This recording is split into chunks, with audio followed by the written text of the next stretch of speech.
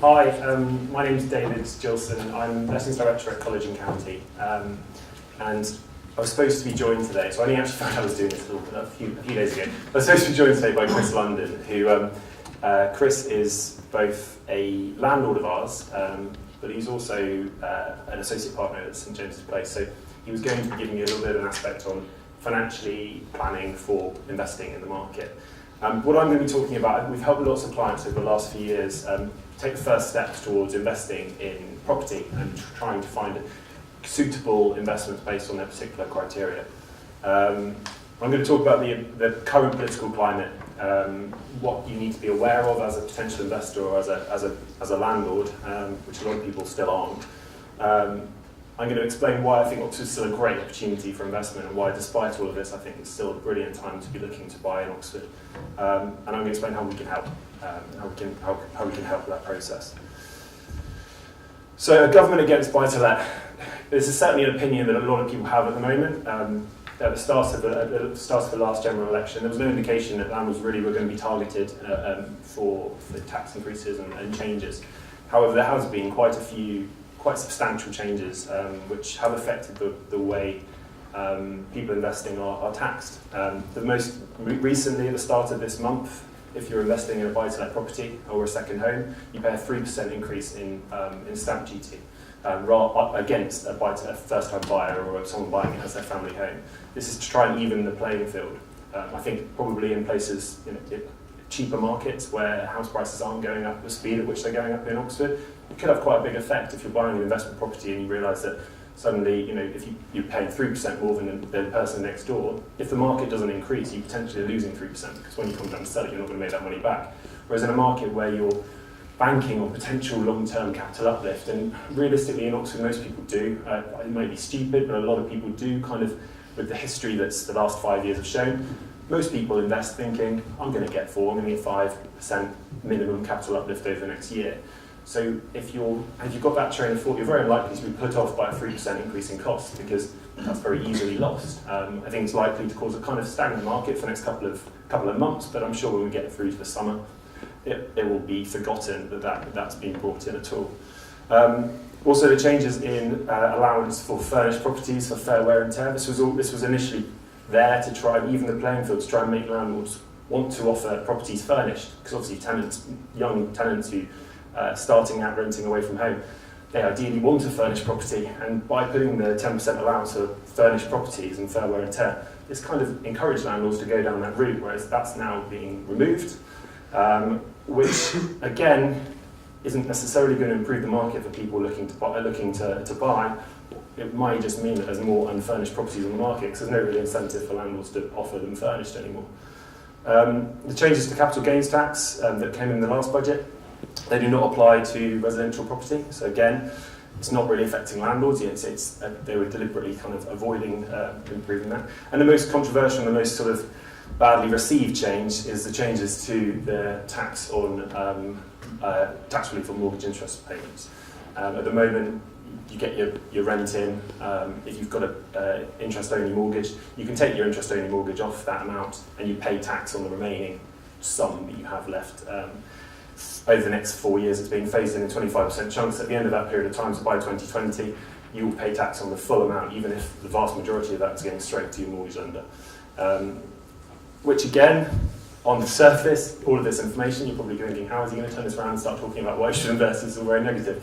But the reality is that the Association of Mortgage Lenders quite recently said that only 31% of buy-to-let properties are actually have a mortgage on them. So these changes aren't necessarily going to change the market for buy-to-let landlords. They're probably, the reality is that right now there's not a lot of places that you can put your money that would seem as attractive as putting it into property. The stock market's very volatile. Banks aren't paying anything, so there still is a lot of appeal generally for investing in property. Oxford in particular, I think, is a very, very stable market. Hasn't massively been affected by changes over the last few years, and it's been very consistently strong certainly for the last 4 years. We've seen massive capital uplift in certain key areas of Oxford. The graph at the bottom outlines the last 4 years. It's data taken from home.com for the last 4 years since 2012. Different dwelling types in the city, and then a projection that was produced by Savills for the southeast of what's happening over the next 4 years. And it shows there's still a lot of faith in what's happening in the southeast.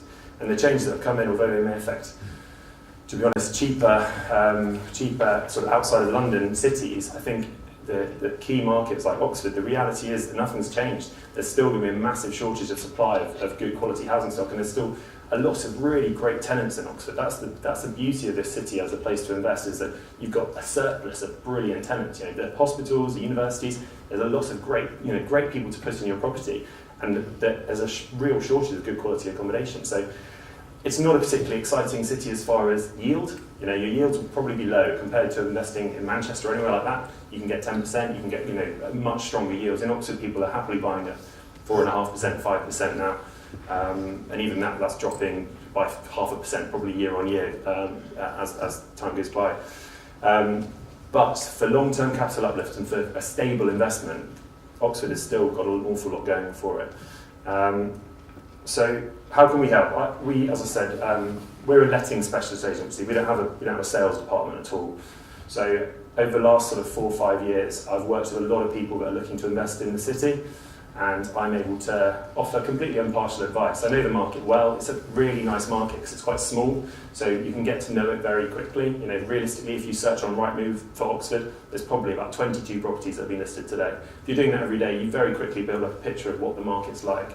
And so you notice things that stand out and that can potentially be really good investments for you. And so I've worked with a lot of people that are kind of new to Oxford, and a lot of people have pulled money out of London and want to get into a different city and put to balance their portfolio. We're able to offer sort of impartial and help them along those first 3 steps. We don't charge for our time doing this. This is something which I love doing. I love investment property. I love this side of the market. I think it's a really, really interesting, really interesting market to work in. And the reason we do it is because, to be honest, when we've worked with people and when they've enjoyed working with us and it's gone well, they don't really look any further when they want to instruct an agency, so it works out for us in the long term, and it's a really nice way to meet new clients. So if anyone is considering going down that route, I'd be very, very happy to have a chat with you.